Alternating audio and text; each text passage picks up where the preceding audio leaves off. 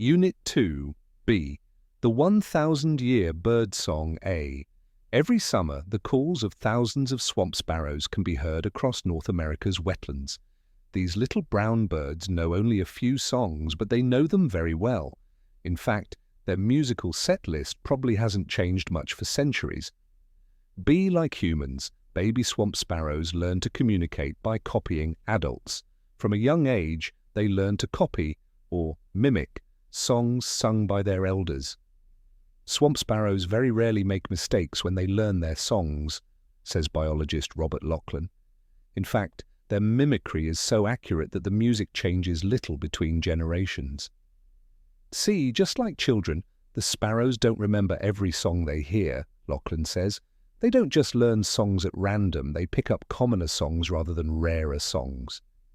In other words, they learn songs they hear most often.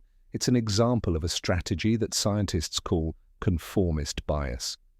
Until recently, this learning ability was thought to be special only to humans. D. Between 2008 and 2009, Lachlan's research team recorded the calls of 615 male swamp sparrows across the northeastern United States. The researchers used computer software to break each song into a collection of notes, or syllables. They then measured the differences between the tunes. The research revealed that only 2% of male sparrows sung a different song from the standard tune. The combination of accurate mimicry and conformist bias allows the birds to create traditions that last for centuries.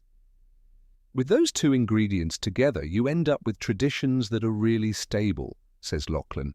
The song types that you hear in the marshes of North America today may well have been there 1,000 years ago. F. Lachlan's study is among the first to measure the longevity of song traditions within a bird species. Another aspect scientists are now exploring is the impact of habitat loss on songbirds. Man-made barriers, such as cities, roads, and plantations, can break up a bird population into a number of isolated groups. These barriers may prevent cultural interaction between songbird populations, such as the exchange of song types. G. The findings are really exciting, says scientist Andrew Farnsworth. He hopes that future research will evolve from these studies. For example, scientists may be able to identify how other animals are able to preserve their cultural traditions.